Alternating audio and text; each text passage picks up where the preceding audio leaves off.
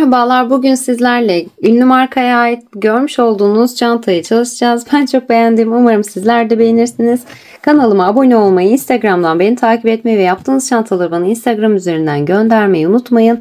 Hepinize kolaylıklar diliyorum. Öncelikle çantamın kullanım şekillerinden bahsetmek istiyorum. Bir bu şekilde düz çapraz olarak kullanabiliyorsunuz. Bir de bakın bu şekilde çıt çıtı mevcut. Çıt çıtını açıp içerisindeki aparatı şu şekilde birbirine taktığınız zaman şöyle bir model oluyor. İki kullanıma uygun.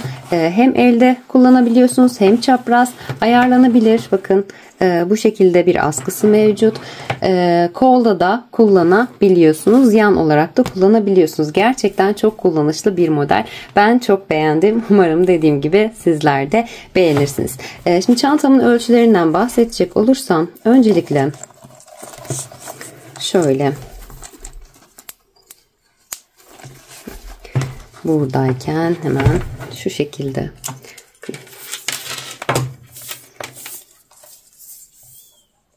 çantamın eni 26,5 santim oldu. Şu şekilde boyu 22 santim oldu. Şöyle genişliği 13 santim oldu. Ölçüleri bu şekilde. Yan şekilde kullanımın ölçüsünü de vereyim isterseniz. Onu da hemen paylaşayım sizlerle.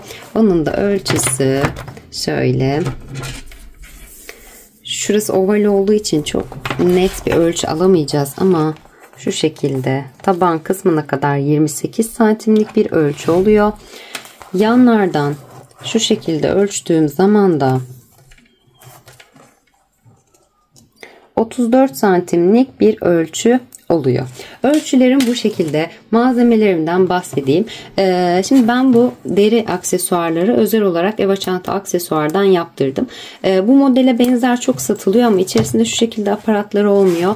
Ve kenarda bu şekilde bakın çapraz kullanıma uygun askısı olmuyor. Onları özel olarak eklettik. İçerisinde mıknatıs da dahil olarak satın alabilirsiniz. Ölçülerini birebir benimkiyle aynı isterseniz yaparken de sıkıntı yaşamazsınız. Açıklama kısmına linkini ekliyorum. Oradan ulaşabilirsiniz. Dilediğiniz renklerde yaptırabilirsiniz. İplerime gelecek olursam 34 numara Milano Rafya'nın rafya iplerinden kullandım, biliyorsunuz zaten. Birçok modelimde bu ipi kullanıyorum. Gerçekten örümü çok kolay, modeli gösteren bir ip, özellikle parlaklığıyla. 34 numarasını kullandım. Bundan 2 adet kullandım. İkincisinden bakın bu kadar kaldı. Yaklaşık 150-170 gram arası bir şey kullanmış oldum. Malzemelerim bu şekilde. Tığ numarama gelecek olursam o da 3 milim tığ numarasıyla hazırladım çantamı. Malzemelerim de bu şekilde. Hadi çantamızın yapımına başlayalım. Çantam 2 parçadan oluşuyor. Bu şekilde 2 adet parçamı oluşturacağım. Ben bir tanesini oluşturduğum, diğerini hep birlikte oluşturacağız. Öncelikle ölçülerinden bahsetmek istiyorum. Şu şekilde uzunluğunu ölçtüğüm zaman 35 santim oldu. Taban kısmını ölçtüğüm zaman 20 santim oldu. En geniş yerini ölçtüğüm zaman da 27 santim oldu. Kapak kısmına baktığımız zaman da şu şekilde 18 santim uzunluğu olmuş oldu. Parçamın ölçüleri bu şekilde. Hadi yapımına başlayalım. Çantam için bu şekilde deri bir parça kullanıyorum. Videonun başında da bahsediyorum. Zaten Eva Çanta Aksesuar'dan temin ettim. Özel olarak hazırlattığım bir ürün oldu. Şimdi bakın bu parçamı öncelikle ayarlıyorum. Şu şekilde iç kısmını açtım. Tabanı ve yan kısımları ayarladım. Bakın ortada çizgilerim mevcut. Şimdi ölçülerimi yapıyorum. 22 santim bakın şuradan bıraktım. 22 santimin sonunda bir düz çizgi çektim. Bakın ortadan ölçerek 22 santim uzunluğu için bırakmış oldum. Taban kısmı için burası taban olacak, orta kısım. Burası için de şöyle 20 santim bıraktım. Ve yine diğer tarafının uzunluğu içinde yine 22 santim bırakmış oldum. Yani tabanı 20 santim ayırdıktan sonra kenarları ikiye böldüm. 20 santimlik bir taban elde etmiş oldum. Arttırmalarla daha sonra devam ederek hazırlayacağız. Parçamın ölçüsü bu şekilde. Eğer siz toplam ölçüsünü de vereyim. Eva çanta aksesuardan zaten temin ederseniz aynı ölçülerde ürün gönderilecektir size. Hemen bakın. Deri parçamın ölçüsü de 64 santim. Toplamda 64 santim uzunluğunda. Şöyle en geniş taban kısmının ölçüsü 15 santim. Şöyle en uç kısmının ölçüsü de 11 santim ölçülerinde. Derimin ölçüsü bu şekilde. Derimize göre modelimizi hazırlamaya başlayacağız. Evet, çantam için öncelikle 35 tane zincir çekiyorum. Şimdi 35 zincirimi çektikten hemen sonra bir zincir daha çekiyorum. 36 zincire tamamlıyorum. Bu zincirimi bir üst sırama geçişte kullanacağım. Hemen bakın 35. zincirimi şöyle ters çevirerek arka kanatlarına batırarak ilerliyorum. 35. zincirimin bakın, arka kanadına tığımı batıyorum. İpimi çekip bir sık iğne yapıyorum. Yanındakinin yine arka kanadına batıyorum. İpimi çekiyorum. Sık iğnemi yapıyorum. Şöyle biraz daha yakınlaştırayım. Hemen yine yanındakinin arka kanadına batıyorum. İpimi çekip sık iğnemi yapıyorum. Yanındakinin yine arka kanadına batıyorum. İpimi çekip sık iğnemi yapıyorum. Yanındakinin bakın şöyle çıkıntılı duran yerleri. Arka kanadına batıyorum. İpimi çekip sık iğnemi yapıyorum. Yanındakinin yine arka kanadına batıyorum. İpimi çekip sık iğnemi yapıyorum. Bu şekilde her bir zincirimin arka kanadına birer tane sık iğne yaparak 35 tane sık iğne elde etmiş oluyorum. Evet, sık iğnelerimi tamamladım. Şimdi hemen bu noktada bir ölçü vermek istiyorum. Çantayı unutmayın, sayılara göre değil, tamamen ölçülere göre hazırlıyoruz. Çünkü ipiniz farklı olabiliyor, tığ numaranız farklı olabiliyor, elinizin ayarı farklı olabiliyor. Deri parçanız birebir aynıysa aynı sonuca ulaşabilmek için sayılar üzerinden değil, kesinlikle santim üzerinden ilerlemeniz gereken bir model. Bunu zincir sırasında vermedim ölçüsünü. Çünkü zincirden sonraki sıramızda sık iğne yaptığımızda toplanma oluyor. O yüzden toplanmalardan sonraki ölçümüz her zaman çok daha doğru sonuca ulaştıracaktır bizi. Şimdi hemen ölçümü sizlerle paylaşmak istiyorum. Ölçebilirsem eğer, dönme oluyor. 16,5 santim, 16-16,5 santim kadar bir ölçüsü oldu. Sayıyı da şu şekilde ayarlıyoruz. Model kurarken tek sayıya ihtiyacımız var. Ben o yüzden 35 tane sık iğne ile başladım. Sizin atıyorum 34'te 16 santime ulaştı. 35 yapabilirsiniz, 33 yapabilirsiniz. Ama kesinlikle tek sayı olması gerekiyor ki model kurarken bir sıkıntı yaşamayalım diye. İlk sıramın ölçüsü de bu şekilde. Model kurulumumuzu köprü kafes şeklinde hazırlayacağız. Şu şekilde yarım trabzanlardan oluşuyor. Yarım trabzan zincir şeklinde hazırlayarak bir kısım arttırma yapacağız. Daha sonra düz örgümüze devam edeceğiz. Şimdi bakın, ilk sıramı tamamlamış oldum. 1 ve 2 zincir çekiyorum. Bu 2 zincirimi yarım trabzan olarak kabul ediyorum. Şimdi bir zincir daha çekiyorum. Bunu da kafesindeki boşlukta kullanacağım zincir kabul ediyorum. 3 tane zincir çekmiş oldum toplamda. Örgümü çeviriyorum ve ikinci sırama geçiş yapıyorum. İpimi üzerine doluyorum. Bakın dibindeki ilk sık iğneme. Şuradaki ilk sık iğneme tığımı batıp bir yarım trabzan yapıyorum. Arttırma yapmış oldum. Burada bir zincir, bir yarım trabzanla 2 tane arttırma yapmış oldum başta. Sonda da yine bir zincir, bir yarım trabzanla 2 tane arttırma yapmış olacağım. Hemen bakın, bir tane zincir çekiyorum. İpimi üzerine dolayıp bir sık iğne atlayıp İkincisine tığımı batıyorum ve bir yarım trabzan oluşturuyorum. Kafesimi oluşturmuş oldum. Bir zincir çekiyorum. Bir sık iğne atlayıp ikincisine tığımı batıyorum ve bir yarım trabzan yapıyorum. Bir zincir çekiyorum. İpimi üzerine doluyorum. Bir sık iğne atlayıp ikincisine bir yarım trabzan yapıyorum. Bir zincir çekiyorum. İpimi üzerine dolayıp bir sık iğne atlayıp ikincisine batıyorum ve bir yarım trabzan yapıyorum. Bir zincir çekiyorum. Bir sık iğne atlayıp ikincisine batıyorum. Bir yarım trabzan yapıyorum. Kafeslerimi bu şekilde oluşturuyorum. Sıra sonuna kadar bu şekilde ilerliyorum. Bir zincir, bir yarım trabzan, bir sık iğne atlayıp ikincisine batıyorum. Bir zincir, bir sık iğne atlayıp ikincisine bir yarım trabzan yaparak bu şekilde ilerleyerek sonunda 2 tane sık iğnem kalana dek geliyorum. Evet, yarım trabzanlarımı yaparak sıra sonunda 2 tane sık iğnem kalana dek ilerledim. Buraya kadar bakın, baştaki 2 zincirimi de sayıyorum. 2, 4, 6, 8, 10, 12, 14, 16 ve 18 tane yarım trabzan oluşturmuş oldum.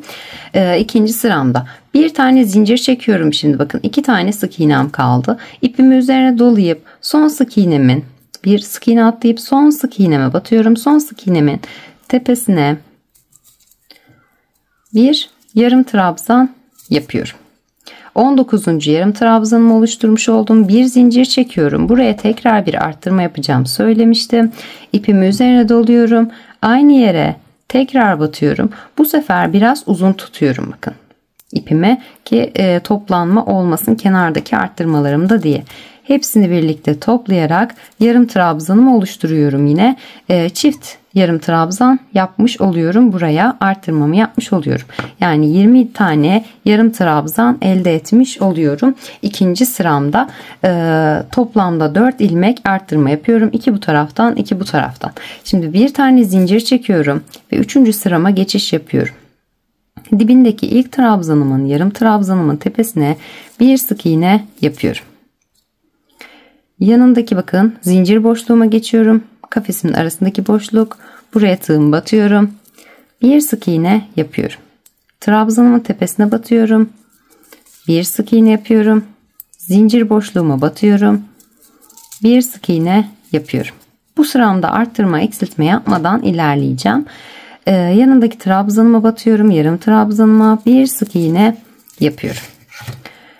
Zincir boşluğuma batıyorum. Bir sık iğne yapıyorum. Bu şekilde her bir boşluğuma ve trabzan tepeme birer tane sık iğne yaparak sıra sonuna kadar ilerliyorum. Evet, sıra sonuna kadar sık iğnelerimi yaparak ilerledim. Bakın son olarak trabzanımın tepesine de battım ve sık iğnemi oluşturdum. Şimdi bakın burada 3 tane zincirimizi çekmiştik. Bu zincir boşluğumuza tığımızı batıp sık iğnemizi yapıyoruz. Şimdi bu çekmiş olduğumuz 2 tane zincirin ortasına batıp ikinci zincirime yani tığım batıp bir sık iğne de buraya yapıyorum. 39 tane sık iğne elde etmiş oluyorum. 35 ile başlamıştım. Yarım trabzan sıramda arttırma yaptım. 2 buradan 2 buradan 4 tane yaptığımı söylemiştim. 3. sıramda her birine birer tane sık iğne yaparak 39 tane sık iğnemi örmüş oldum. Şimdi bakın bu noktada ipime 1 2 ipimi diyorum 3 tane zincir çekiyorum ve 4. sırama geçişimi yapmış oluyorum. Yine yarım trabzan sıramdayım. İpimi üzerine doluyorum. Hemen bakın dibindeki yine ilk ilmeğime tığımı batıp bir yarım trabzan yapıyorum. Yine arttırmamı yapmış oldum. Çift yarım trabzan yapmış olduğum zincirimi de trabzan olarak saydığımı belirtmiştim. Hemen bir tane zincir çekiyorum. İpimi üzerine dolayıp bir sık iğne atlayıp ikincisine bir yarım trabzan yapıyorum. Bir zincir çekiyorum. Bir sık iğne atlayıp ikincisine bir yarım trabzan yapıyorum. Bu şekilde yine sıra sonuna kadar bir zincir, bir yarım trabzan, bir zincir, bir yarım trabzan şeklinde ilerleyerek sonunda 2 tane sık iğnem kalana dek devam ediyorum. Evet, kafeslerimi oluşturarak sıra sonunda 2 tane sık iğnem kalana dek ilerledim. Şimdi burada yine en son yarım trabzanımı yaptıktan sonra bir zincir çekiyorum. İpimi üzerine dolayıp ilk sık iğnemi atlayıp ikincisine tığımı batıyorum. İpimi çekip bir yarım trabzan oluşturuyorum. Bir zincir çekiyorum. Çift batacağım. Burada yine arttırmamı yapacağım. İpimi üzerine doluyorum. Aynı yere tekrar batıyorum. İpimi çekiyorum. Biraz uzun tutuyorum. Ve bir yarım trabzan yapıyorum. Dördüncü sıramda bu şekilde tamamlamış oluyorum. Toplamda 2 buradan 4 tane ilmek arttırmış oluyorum. Yani 39 tane olan ilmek sayımı 43'e çıkarmış oluyorum. Dördüncü sıramda. Şimdi bir tane zincir çekiyorum. Örgümü çeviriyorum. Hemen dibindeki ilk yarım trabzanıma bir sık iğne yapıyorum. Yanındaki zincir boşluğuma geçiyorum. Bir sık iğne yapıyorum. Trabzanımın tepesine bir sık iğne yapıyorum. Zincir boşluğuma bir sık iğne yapıyorum. Trabzanımın tepesine bir sık iğne yapıyorum. Bu şekilde yine her bir boşluğuma birer tane sık iğne oluşturarak sıra sonuna kadar geliyorum. Zincirimin tepesine de batmayı unutmuyorum. Ortasına batıyorum. Bir tane, ikinci zincirime de bir tane batıp 43 tane sık iğnemi 5. sıramda elde etmiş oluyorum. Sık iğnelerimi yaparak 5. sıramda tamamlamış oldum. Toplamda 43 tane sık iğne elde etmiş oldum. Yine bakın 1, 2 ve 3 tane zincir çekip 6. sırama geçiş yapıyorum. Yine yarım trabzan sıramdayım. İpimi üzerine doladım. Dibindeki ilk sık iğnemi batıyorum. Bir yarım trabzan oluşturuyorum. Hemen bir zincir çekip bakın çiftimi oluşturmuş oldum yine. Bir sık iğne atlayıp ikincisine tığımı batıyorum. Bir yarım trabzan oluşturuyorum. Bir zincir çekip bir sık iğne atlayıp ikincisine yarım trabzanımı oluşturuyorum. Bir zincir çekip bir sık iğne atlayıp ikincisine yarım trabzanımı oluşturuyorum. Yine bu sıramda da her bir sık iğnemi ikincisine batarak yarım trabzan oluşturarak kafeslerimi oluşturarak sıra sonunda 2 tane ilmeğim kalana dek ilerliyorum. Evet, yarım trabzanlarımla kafeslerimi oluşturarak sıra sonunda 2 tane sık iğnem kalana dek ilerledim. Bir tane zincirimi yapıyorum. İpimi üzerine dolayıp son bakın sık iğnemin tepesine tığımı batıyorum ve bir yarım trabzan oluşturuyorum. Bir zincir çekip yine aynı noktaya tekrar batıp ipimi biraz uzun tutarak yarım trabzanımı oluşturup çiftimi yapmış oluyorum. 2 buradan arttırma yaparak 47 ilmeğe ulaşmış oluyorum 6. sıramın sonunda. Şimdi bir tane zincir çekip 7. sırama geçiş yapıyorum. Dibindeki ilk trabzanımın tepesine sık iğnemi yapıyorum. Yanındakine geçiyorum. Ortasındaki boşluğuma bir sık iğne yapıyorum. Yanındakine bir sık iğne yapıyorum. Ortasındaki boşluğa zincir boşluğuma bir sık iğne, trabzanıma bir sık iğne yapıyorum. Bu şekilde yine artırma eksiltme yapmadan 7. sıramda da yarım trabzanlarımı tamamlayarak 47 tane yarım trabzanlarımı sık iğnelerimi tamamlayarak 47 tane sık iğnemi elde ediyorum. Artık bakın 3 sıra kafesimi yaptıktan sonra 3 sırada sık iğne olarak devam edeceğiz. Yine 7. sıramızda arttırma yapmadan ilerleyeceğiz. 8. sıramızda arttırmamız için geleceğiz. Evet, 7. sıramda da her bir boşluğuma birer tane sık iğne yaparak 47 tane sık iğnemi tamamlamış oldum. Şimdi arttırmam için bir zincir çekip 8. sırama geçiş yapıyorum. Bu sıramda başta çift ve sonda çift batarak 2 tane arttırma yapacağım. Hemen bakın dibindeki ilk ilmeğime batıyorum. İlk sık iğneme bir sık iğne yapıyorum. Aynı yere tekrar batarak bir sık iğne daha yapıyorum. Ve çift sık iğne yaparak bir tane arttırma yapmış oluyorum. Bir buradan arttırma yaparak toplamda 2 tane arttırma yapmış oluyorum. Hemen yanındaki sık iğneme geçiyorum. Bir sık iğne yapıyorum. Yanındaki sık iğneme bir sık iğne, yanındaki sık iğneme bir sık iğne yapıyorum. Bu şekilde her bir sık iğneme birer tane sık iğne yaparak sıra sonunda bir tane sık iğnem kalana dek ilerliyorum. Evet, sık iğnelerimi tamamlayarak sıra sonunda son sık iğnem kalana dek ilerledim. Şimdi buradaki sık iğneme de tığımı batıyorum. Bir sık iğne yapıyorum. Aynı yere tekrar batıp bir sık iğne daha yapıyorum ve çiftimi oluşturuyorum. Sonda da bir arttırma yapmış olduğum, başta yaptığım gibi bir buradan 2 tane arttırma yaparak bir önceki sıramda 47 olan sık iğnemi 8. sıramda 49'a çıkarmış oluyorum. Şimdi hemen bir tane zincir çekiyorum. Yine sık iğne sırası yapacağız. Dibindeki ilk sık iğneme batıyorum. Bir sık iğne yapıyorum. Yanındakine geçiyorum. Bir sık iğne yapıyorum. Yanındaki sık iğneme bir sık iğne yapıyorum. Bu sıramda yine 9. sıramda arttırma, eksiltme yapmadan 49 tane sık iğnemi tamamlıyorum ve 10. sıramın başında tekrar geliyorum. Evet, 9. sıramda sık iğnelerimi yaparak 49 tane sık iğnemi yine elde etmiş oldum. Şimdi 10. sırama geçiş yapacağım. Yine kafes sırama geçiyorum. Modelimi kuracağım. 1, 2 ve 3 zincir çekerek 10. sırama geçiş yapıyorum. Bu sıra benim son arttırma sıram olacak. Hemen bakın. 3 zincirimi çektim. İpimi üzerine dolayıp ilk sık iğneme yine bir yarım trabzan oluşturuyorum. Bir zincir çekiyorum. Bir sık iğne atlayıp ikinci sık iğnemin tepesine bir yarım trabzan yapıyorum. Bir zincir çekiyorum. Bir sık iğne atlayıp ikincisinin tepesine bir yarım trabzan yapıyorum. Bakın başta arttırmamı yapmış oldum. Kalan tüm ilmeklerime, kafesimi oluşturarak yarım trabzanlarımda sıra sonunda 2 tane sık iğnem kalana dek ilerliyorum. Evet, kafeslerimi oluşturarak sıra sonuna kadar geldim. Başta bir arttırma yapmıştım. Şimdi tekrar bir arttırma yapacağım. Bir zincir çekiyorum. İpimi üzerine dolayıp bakın bir sık iğne atlayıp ikincisinin tepesine tığım batıyorum. Bir yarım trabzan yapıyorum. Bir zincir çekip yine aynı yere tığım batıp ipimi biraz uzun tutuyorum. Ve bir yarım trabzan daha yapıp çiftimi oluşturuyorum. 4 tane arttırma yapmış oldum.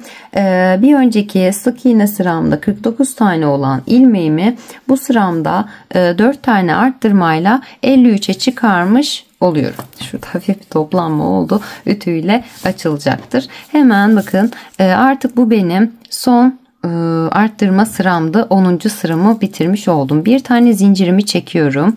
Şimdi burada bir işaretleyici takacağım ki arttırma yerim belli olsun diye.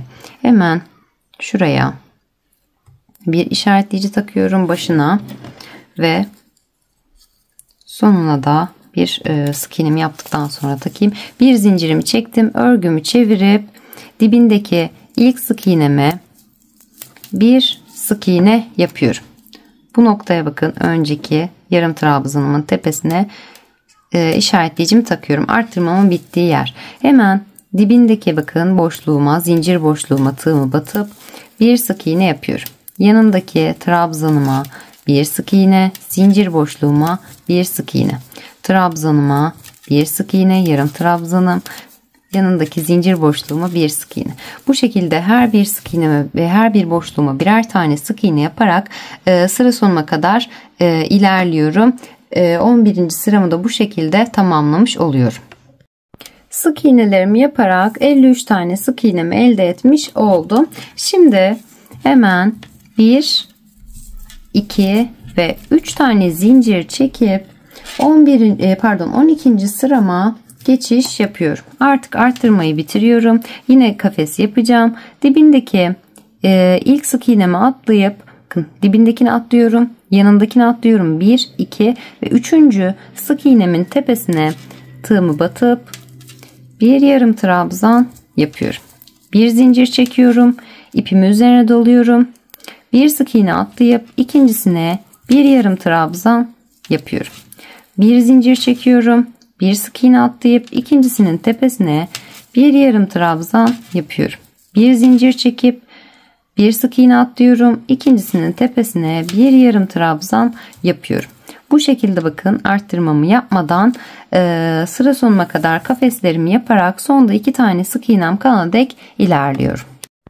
Evet, köprülerimi oluşturarak sıra sonunda 2 tane sık iğnem kalana dek ilerledim. Bir zincirimi çektim ve son sık iğnemin tepesine de tığımı batıyorum ve bir yarım trabzan yapıyorum. Toplamda kaç tane yarım trabzanım oldu? Baştaki zincirimi de sayıyorum. 2, 4, 6, 8, 10, 12, 14, 16, 18, 20, 22, 24, 26 ve 27 tane yarım trabzan elde etmiş oldum. Bundan sonraki sıralarım aynı şekilde devam edecek. Hemen bakın 12. sıramı aynen tamamlamış oldum. Bir zincir çekip 13. sırama geçiş yapıyorum. Dibindeki ilk yarım trabzanıma bir sık iğne yapıyorum. Zincir boşluğuma bir sık iğne yapıyorum. Trabzanıma bir sık iğne. Bu şekilde yine her bir boşluğuma birer tane sık iğne yaparak 53 tane sık iğnemi elde ediyorum. 13. sıramda da her bir boşluğuma sık iğnelerimi yaparak yine 53 tane sık iğnemi oluşturmuş oldum. Ne demiştim? Artık arttırmam bundan sonra bitmiş oldu. 3 sıra model sırası, 3 sıra sık iğne sırası, 3 sıra model sırası, 3 sıra sık iğne sırası şeklinde ilerleyerek devam edeceğiz. Şimdi bakın 13. sıramı tamamladım. 1, 2 ve 3 tane zincirimi çekip 14. sırama, model sırama geçiş yapıyorum. İpimi üzerine doluyorum. 1, 2 sık iğne atlayıp üçüncüsüne tığımı batıyorum. Bir yarım trabzan yapıyorum. Bir zincir çekiyorum. Bir sık iğne atlayıp ikincisine yarım trabzanımı oluşturuyorum. Bir zincir çekiyorum. Bir sık iğne atlayıp ikincisine bir yarım trabzan oluşturuyorum. Yani modelim tamamen bundan ibaret. Artık 27 tane yarım trabzan elde ediyorum.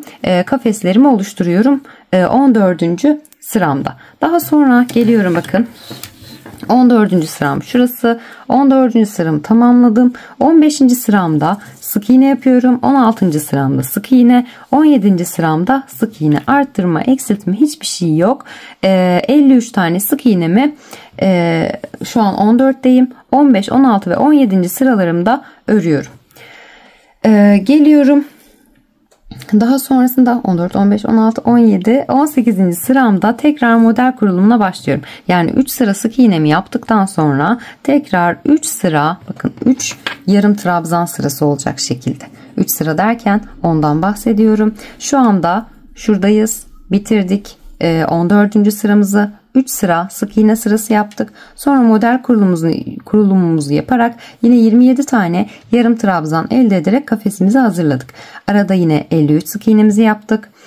Kafes sıramızı yaptık. Sık iğnemizi yaptık. Kafes sıramızı yaptık. 3 sıra kafes sırası oluşturduktan sonra 3 sıra sık iğne sırası oluşturduk. 3 sıra kafes sırası, 3 sıra sık iğne sırası oluşturduk. Bu şekilde yeter uzunluğa gelene kadar modelimize devam ediyoruz. Arttırma, eksiltme hiçbir şey yapmadan kafes sıralarımızda 27 tane kafes, sık iğne sıralarımızda 53 tane sık iğne yapıyoruz. Dediğim gibi 3 sıra kafes sıramı tamamladıktan sonra 3 sırada sık iğne sırası tamamlıyorum. Bu şekilde yeteri uzunluğa kadar ilerliyorum. Evet, modelimi kurarak yeteri uzunluğa kadar gelmiş oldum. Şimdi bakın baştan itibaren 1, 2, 3, 4 ve 5 tane kafesli model sıram oluşmuş oldu. 5. sıramın sonunda da 3 tane sık iğnemi tamamladım ve artık düz örme kısmımı bitirmiş oldum. Bundan sonra eksiltmeye başlayacağız. Önemli olan sıra sayısı değil ya da adet değil, yani ilmek sayısı değil. Başta da söylediğim gibi tamamen ölçülerle ilerleyeceğimiz bir model oldu. Benim ölçülerime göre kaç santim uzunluğunda yapmış oldum? 22,5 santim uzunluğunda modelimi elde etmiş oldum. Eğer sizinki burada 22,5'a ulaşmamış olduysa santim sayınızı ona göre ayarlamanız gerekiyor.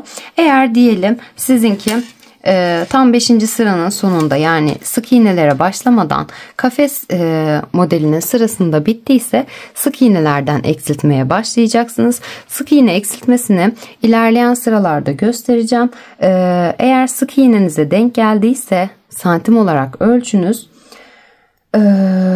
48. sırada sık iğneden nasıl eksiltme yapacağınızı anlatıyorum. Zaten sık iğne eksiltmesini de biliyorsunuz. Bir buradan bir buradan eksiltme yaparak başlayabilirsiniz. Bu şekilde 48. sıraya atlayıp o şekilde eksiltmenizi yapmanız gerekiyor. Ama eksiltmelerimizi hep kafes sıralarımızın olduğu yerde, yani eğer 3 tane sık iğneye denk geldiyse bir sıra düz olarak öreceksiniz. Sık iğne sırasına bakın, ortadaki ikinci sıramızda eksiltme yapacaksınız. Diyelim şurada bitti modeliniz, 22,5 santime şu kısımdayken ulaştınız. Bir sıra sık iğne sırası yapıyorsunuz. İkinci sık iğne sırasında eksiltmeye başlıyorsunuz. Bu şekilde modeli ilerletiyorsunuz. Daha sonra üçüncü sırada eksiltme yapmadan devam ediyorsunuz.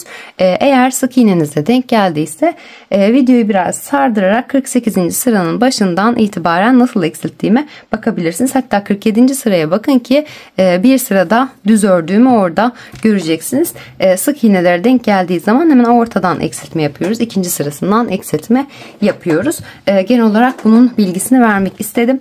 Çünkü model gerçekten tamamen ölçülerle uyumlu. Deri parçanız benimkiyle aynı ölçüdeyse ki aynı siteden aldıysanız zaten aynı ölçülerde gönderilecektir. Bu şekilde ilerlemeniz doğru olacaktır. Şimdi eninin ölçüsünü de paylaşmak istiyorum. 22,5 santim tabandan itibaren boyunun ölçüsü oldu.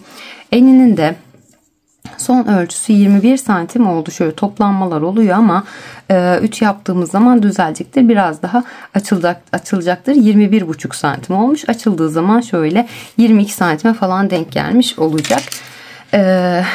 Dediğim gibi bu şekilde ilerliyoruz. Şu anda ben 41. sıramın sonundayım. 42. sıramın başından itibaren eksiltmelerime başlıyorum. 41. sıramı tamamlamış olduğum son olarak sık iğne sıramı yaptım. 1 ve 2 tane zincir çekip 42. sırama geçiş yapıyorum. Neden 2 tane zincir çektim? Eksiltme yapacağım. Zincir kısmından eksiltme yapacağım. Bunu yarım trabzan olarak kabul ediyorum. Aradaki zincir boşluğumu yapmadan eksiltme yapıyorum kafes kısmında. Hemen 2 zincirimi çektim. İpimi üzerine doluyorum. 42. sıramın başındayım. İlk sık iğnemi atlıyorum. İkincisini atlıyorum. Üçüncüsünün tepesine tığımı batıyorum. Bakın 1, 2 atladım. Üçüncüsüne tığım batıyorum ve bir yarım trabzan yapıyorum. İlk eksiltmemi yapmış oldum. 2 tane zincirim ve bir yarım trabzanım olmuş oldu. Yani 2 tane trabzan olarak kabul ediyorum. Yarım trabzan olarak kabul ediyorum. Bunu arada zincir çekmemiş oldum. Şimdi bir tane zincir çekiyorum. İpimi üzerine dolayıp bir sık iğne atlayıp ikincisine tığımı batıyorum ve bir yarım trabzan yapıyorum. Kafesimi oluşturmuş oldum. Bir zincir çekiyorum, ipimi üzerine doluyorum, bir sık iğne atlayıp ikincisine tığım batıyorum, ipimi çekip bir yarım trabzan yapıyorum. Bir zincir çekiyorum, ipimi üzerine doluyorum, bir sık iğne atlayıp ikincisine batıyorum ve bir yarım trabzan yapıyorum. Bir zincir çekiyorum, ipimi üzerine doluyorum, bir sık iğne atlayıp ikincisine batıyorum, bir yarım trabzan yapıyorum. Bu şekilde bir sık iğne atlayıp ikincisine yarım trabzanlarımı yaparak yine kafeslerimi oluşturuyorum. Sıra sonunda 3 tane sık iğnem kalana dek, hatta 4 tane sık iğnem kalana dek ilerliyorum. Kafeslerimi oluşturarak sıra sonunda bakın 4 tane ilmeğim kalana dek ilerledim. Son olarak bir zincirimi yaptım yarım trabzanımdan sonra ipimi üzerine doluyorum. Bir sık iğne atlayıp ikincisine tığımı batıyorum. İpimi çekip bir yarım trabzan oluşturuyorum. Bu noktada zincir çekmeden eksiltme yapacağım. Aradaki zincirden eksiltme yaptığımı söyledim. İpimi üzerine doluyorum. Zincir çekmedim arada. Hemen bakın bir sık iğne atlayıp ikincisine, yani son sık iğneme tığımı batıyorum. İpimi çekip bir yarım trabzan oluşturuyorum. Bu noktada bir tane eksiltme yapmış oldum. Bir zincir çekip 43. sırama geçiş yapıyorum. Örgümü çeviriyorum. Dibindeki İlk sık iğneme tığım batıyorum. Yine arttırmada olduğu gibi bir sıra arttırma yapıyoruz, bir sıra yapmıyoruz. Bunda da bir sıra eksiltme yapıyoruz, bir sıra yapmadan ilerliyoruz. Şimdi bir zincirimi çektim. Dibindeki ilk ilmeğime tığım batıyorum. İpimi çekip bir sık iğne yapıyorum. Yanındaki yarım trabzanımın tepesine batıyorum. Bir sık iğne yapıyorum. Zincir boşluğuma geldim. Bir sık iğne yapıyorum. Trabzanımın tepesine bir sık iğne, zincir boşluğuma bir sık iğne yapıyorum. Trabzanımın tepesine bir sık iğne, zincir boşluğuma bir sık iğne yapıyorum. Bu şekilde her bir ilmeğime birer tane sık iğne yaparak sıra sonuma geliyorum. Sıra sonunda bakın 2 tane ilmeğim vardı, 2 zincirim ve bir yarım trabzanım. Yarım trabzanımın tepesine batıyorum, bir sık iğne yapıyorum. İkinci zincirimin tepesine batıp bir sık iğne yapıyorum ve 43. sıramı da bu şekilde tamamlamış oluyorum. Evet, sık iğnelerimi yaparak 43. sıramı da tamamlamış oldum. Toplamda 51 tane sık iğne elde etmiş oldum. Şimdi hemen 1 ve 2 zincir çekip 44. sırama geçiş yapıyorum. Bu sıramın başında yine bir eksiltme yapacağım. O yüzden 2 tane zincirimi çektim. İpimi üzerine doluyorum. Bakın ilk sık iğneme batmıyorum. İkinciye batıyorum. İlkini atlayıp ikinci sık iğneme tığımı batıyorum. İpimi çekiyorum ve bir yarım trabzan yapıyorum. Eksiltmemi bu şekilde yapmış oldum. İkisini birlikte toplamış oldum yani şu şekilde. Hemen bu arada bir tane zincir çekiyorum. İpimi üzerine doluyorum. Bir sık iğne atlayıp ikincisine tığımı batıyorum. Bir yarım trabzan yapıyorum. Bir zincir çekiyorum. İpimi üzerine doluyorum. İlk sık iğnemi atlayıp ikincisine bir yarım trabzan yapıyorum. Bir zincir çekiyorum. Bir sık iğne atlıyorum. İkincisine bir yarım trabzan yapıyorum. Bir zincir çekiyorum. İlk sık iğnemi atlayıp ikincisine bir yarım trabzan yapıyorum. Bu şekilde yine kafeslerimi oluşturarak sıra sonunda yine 4 tane ilmeğim kalana dek ilerliyorum. Sonda 4 ilmeğim demiştim. 3 tane ilmeğim kalmış olacak. Bakın dördüncüye yine yarım trabzanımı yapmış oldum. Bir zincirimi çekip kafesimi oluşturdum. Şimdi hemen bu noktada bir tane zincirimi çekiyorum. Bakın 3 tane ilmeğim kaldı. İpimi üzerine doladım. Burada bir eksiltme yapacağım. Bakın bir sık iğne atlayıp ikincisine tığımı batıyorum. İpimi çekiyorum. Kapatmıyorum. Şimdi hemen yanındaki ilmeğime batmadan önce ipimi tekrar üzerine doluyorum. Ve son ilmeğime de batıp son sık iğneme de batıp ipimi çekiyorum. Bakın tığımda şu anda 5 tane ilmeğim oluştu. Hepsini birlikte toplayarak eksiltmemi yapıyorum. Şimdi bir tane zincir çekip 45. sırama geçiş yapıyorum. Eksiltmemi yapmış oldum. Burada ikisini birlikte toplayarak. Bir zincirimi çektim. Örgümü çeviriyorum. Zincirimi çektim. Dibindeki ilk ilmeğime yani ikisini birlikte toplamış olduğum ilk trabzanıma tığım batıyorum. İpimi çekip sık iğnemi yapıyorum. Bu sıramda yine eksiltme yapmadan her birine sık iğne yaparak ilerleyeceğim. Zincir boşluğuma batıyorum. Bir sık iğne yapıyorum. Trabzanımın tepesine batıyorum. Bir sık iğne yapıyorum. Zincir boşluğuma bir sık iğne yapıyorum. Bu şekilde her bir boşluğuma birer tane sık iğne yaparak sıra sonuna kadar ilerliyorum. Sık iğnelerimi yaparak sıra sonuna kadar geldim. Buradaki şu detayı da göstermek istedim. Şimdi bakın 2 tane zincir çekip bir de yarım trabzan yapmıştık. Bunun ikisini birlikte topladığımı belirtmiştim başta. Hemen bakın trabzanımın tepesine tığımı biraz zor batacağım. Batıyorum. İpimi çekip son sık iğnemi de buraya yapıyorum. Zincirimin üzerine batmıyorum. Burada bir eksiltme yapmıştım. Onun sık iğnesini tamamlamış oluyorum. Toplamda 45. sıramda 49 tane sık iğnemi elde etmiş oluyorum. 1 ve 2 zincir çekip 46. sırama geçiş yapıyorum. Yine bir eksiltme yapacağım. İpimi üzerine doluyorum. 1 2 sık iğnemi atlıyorum. İkincisini atlayıp üçüncüsüne tığımı batıyorum. Ve bir yarım trabzan yapıyorum. Yani 42. sıramızda yapmış olduğumuz işlemin aynısını tekrarlıyoruz.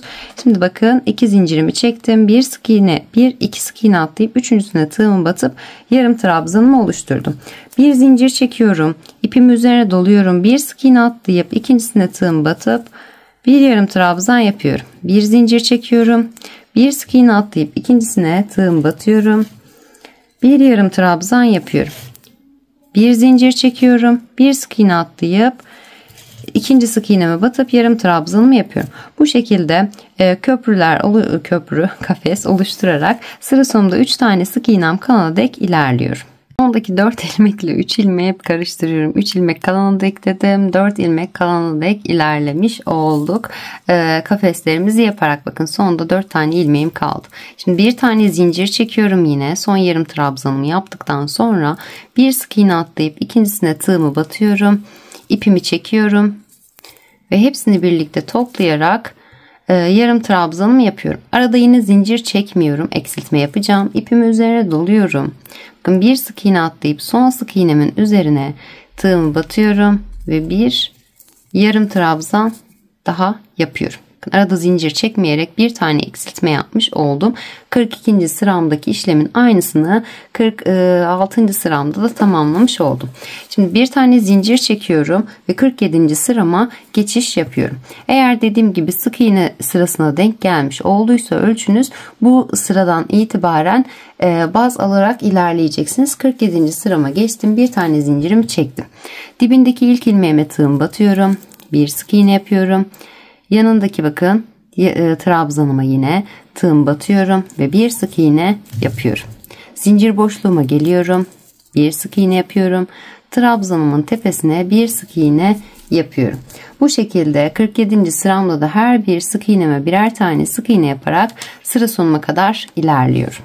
Sonunda 2 zincir ve 1 trabzanım kalana dek sık iğnelerimi yaparak ilerledim. Buraya kadar 45 tane sık iğnem olmuş oldu. Hemen bakın trabzanın tepesine de tığımı batıyorum. Bir sık iğne yapıyorum. 46. sık iğnemi yapıyorum. 2 tane çekmiş olduğum zincirimin ikincisine de tığımı batıp bir sık iğne yapıyorum. 47 tane sık iğnemi elde etmiş oldum. Şimdi bir tane zincir çekiyorum ve 48. sırama geçiş yapıyorum. Bakın 3 sıra kafes sıramı tamamladıktan sonra yine 3 sıra sık iğne sırası yapacağım. Şimdi burada eksiltme yapıyorum. Hemen zincirimi çektim. Dibindeki ilk ilmeğime tığımı batıyorum. İpimi çekiyorum. Kapatmıyorum. Yanındakine batıyorum. İpimi çekiyorum. 3 ilmeğim var. Hepsini birlikte toplayarak eksiltmemi yapıyorum. Yanındakine geçiyorum. Bir sık iğne yapıyorum. Yanındakine bir sık iğne yapıyorum. Yanındakine bir sık iğne yapıyorum. Bu şekilde her bir sık iğneme birer tane sık iğne yaparak sıra sonunda 2 tane sık iğnem kalana dek ilerliyorum. İğnelerimi yaparak sıra sonunda 2 tane sık iğnem kalana dek ilerledim. Şimdi bakın ikincisine tığım batıyorum. İpimi çekiyorum. Kapatmıyorum. Yanındakine batıyorum. İpimi çekiyorum.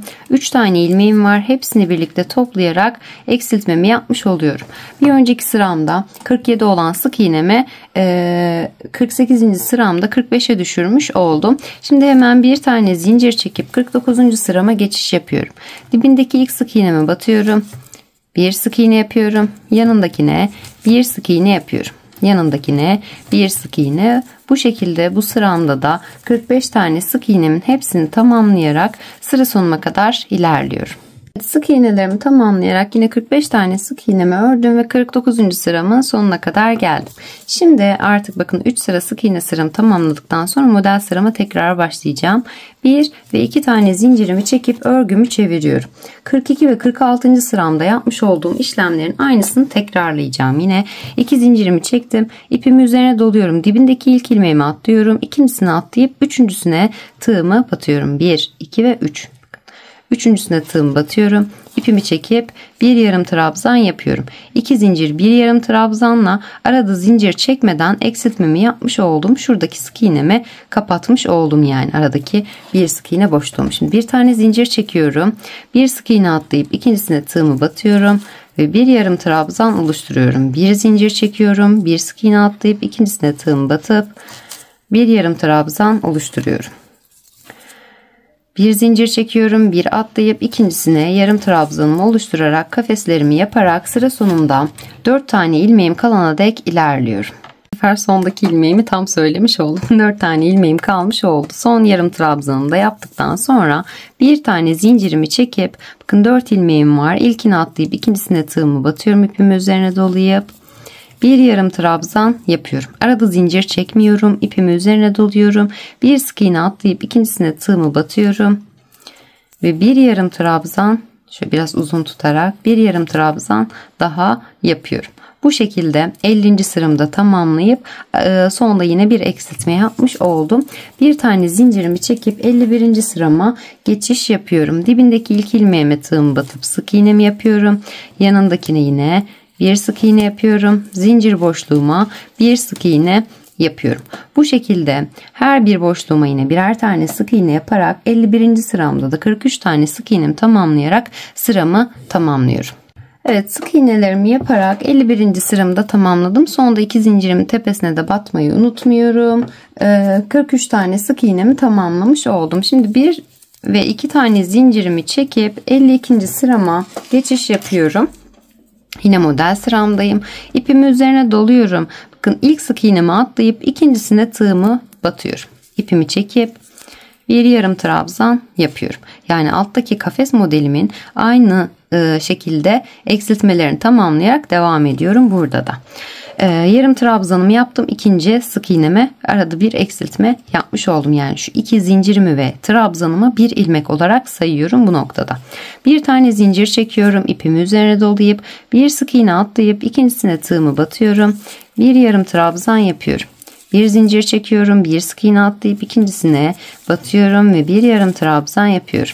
Bu şekilde yine kafeslerimi oluşturarak sıra sonunda 3 tane ilmeğim kalana dek ilerliyorum. Evet, kafeslerimi oluşturarak sıra sonunda 3 tane ilmeğim kalana dek ilerledim. Şimdi bu noktada son yarım trabzanımı yaptıktan sonra bir tane zincirimi çekiyorum. İpimi üzerine dolayıp bir sık iğne atlayıp İkincisine tığımı batıyorum, ipimi çekiyorum, kapatmıyorum, ipimi üzerine tekrar doluyorum ve son ilmeğime de son sık iğneme de tığımı batıp ipimi çekiyorum. 5 tane ilmeğim var. Hepsini birlikte toplayarak eksiltmemi yapıyorum. Bir tane zincir çekip 53. sırama geçiş yapıyorum. Dibindeki trabzanımın tepesine tığımı batıyorum, bir sık iğne yapıyorum. Hemen bakın zincir boşluğuma bir sık iğne yapıyorum. Trabzanımın tepesine bir sık iğne, zincir boşluğuma bir sık iğne yapıyorum. Bu şekilde yine her bir boşluğuma birer tane sık iğne yaparak sıramı tamamlıyorum. 53. sıramda da 41 tane sık iğnemi elde etmiş oluyorum. Evet, sık iğnelerimi yaparak 53. sıramı da tamamlamış oldum. 41 tane sık iğnemi yaptım. Bakın trabzanımın tepesine sadece sonunda sık iğnemi yaptım. Zincirime batmadan 41 tane sık iğnemi elde etmiş oldum. Şimdi 1 ve 2 tane zincir çekip 54. sırama geçiş yapıyorum. Hemen örgümü çeviriyorum. Bu benim son eksiltme sıram. İpimi üzerine doluyorum. Dibindeki ilk ilmeğimi atlıyorum. İkincisine atlayıp üçüncüsüne tığımı batıyorum. Ve bir yarım trabzan yapıyorum. Bir zincir çekiyorum. Bir sık iğne atlayıp ikincisine bir yarım trabzan yapıyorum. Bir zincir çekiyorum. Bir sık iğne atlayıp ikincisine bir yarım trabzan yapıyorum. Bu şekilde yine kafeslerimi oluşturarak sıra sonunda 4 tane ilmeğim kalana dek ilerliyorum.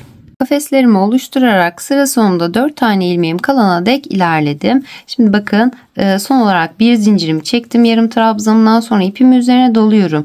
Bir sık iğne atlayıp ikincisine tığımı batıyorum. Bir yarım trabzan yapıyorum. Arada zincir çekmeden ipimi üzerine doluyorum. Son ilmeğime de bir sık iğne atlayıp son sık iğnemin üzerine de tığımı batıp ipimi çekip bir yarım trabzan yapıyorum. Ve 54. sıramı da bu şekilde tamamlamış oluyorum. Son eksiltmemi yapmış oldum. Bir zincirimi çekip 55. sırama geçiş yapıyorum. Şimdi dibindeki ilk ilmeğime batıyorum. İlk trabzanımın tepesine bir sık iğne yapıyorum. Yanındakine bir sık iğne yapıyorum. Trabzan tepeme zincir boşluğumu batıyorum ve bir sık iğne yapıyorum. Trabzanımın tepesine bir sık iğne, zincir boşluğuma bir sık iğne yapıyorum. Bu şekilde bu sıramı da tamamlayıp 39 tane sık iğnemi elde etmiş oluyorum. Sıra sonuna kadar ilerliyorum. Evet, 55. sıramda da 39 tane sık iğnemi tamamladım ve artık model kısmını bitirmiş oldum. Kenar sık iğne tığlamalarına başlayacağım. Başlamadan önce yine ölçümü paylaşmak istiyorum. Şu şekilde bakın. Ölçtüğüm zaman 30 santimlik bir uzunluğu olmuş oldu ve en son kısa kısmı da 16 santim olmuş oldu. Bunun bu kısmın biraz geniş olması çok önemli değil. Kapakta kullanacağız. Çok fazla genişse ama sıkıntı yaşayabilirsiniz. Çünkü sık iğne tığlaması yaptıktan sonra da biraz genişleyecek. O yüzden hani 1 santim, 1,5 santim kadar oynuyorsa çok da sorun yapmayın derim. Ama altlarda da aynı şekilde bir oynama varsa o zaman birleştirme kısmında sıkıntı yaşayabilirsiniz. Dediğim gibi ölçülere dikkat etmeniz önemli bu modelde. Şimdi artık sık iğne tığlamalarına başlayacağım. Hemen işaretleyicileri hazırlayayım. Şöyle başlangıç noktası için bir işaretleyicimi aldım. Yakınlaştıracağım. 56. sırama geçiş yapar gibi başlıyorum sık iğneme. Bir tane zincirimi çekip örgümü çeviriyorum. Yani modelimin ön kısmından, trabzanlarımın düz yönünden başlıyorum sık iğnelerime. Hemen bu noktada dibindeki ilk ilmeğime tığımı batıyorum. İlk sık iğneme bir sık iğne yapıyorum. Yanındakine bir sık iğne yapıyorum. İlk yapmış olduğum sık iğnemin üzerine işaretleyicimi takıyorum ki başlangıç noktam belli olsun diye takabilirsem eğer. Evet. Hemen yanındakine geçiyorum. Bir sık iğne yapıyorum. Yanındakine bir sık iğne yapıyorum. Bu şekilde her bir sık iğneme birer tane sık iğne yaparak yine 39 tane sık iğneme sıra sonuna kadar tamamlıyorum. Sık iğnelerimi yaparak sıra sonuna kadar geldim. Yine 39 tane sık iğnemi tamamlamış oldum. Burada hemen son yapmış olduğum sık iğnemin üzerine de bir işaretleyici takıyorum. Daha sonra yan kısma başlıyorum. Hemen bakın sık iğnemi yaptıktan sonra bu noktada bakın aynı yere tekrar batıyorum ve bir sık iğne yapıyorum. Dönmüş oldum bu noktada. Hemen bakın yanındaki trabzanımın boşluğuna bir sık iğne yapıyorum. Aynı yere bir sık iğne daha yapıyorum. Trabzan boşluğuma 2 tane sık iğnemi oluşturmuş oldum. Şimdi sık iğnemin olduğu yerdeyim. Sık iğne boşluğuma tığımı batıp bir sık iğne yapıyorum.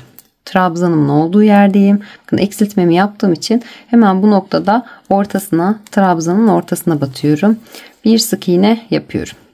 Aynı yere tekrar batarak bir sık iğne daha yapıyorum. Hemen bakın sık iğnemin olduğu yerdeyim. Bir sık iğne yapıyorum.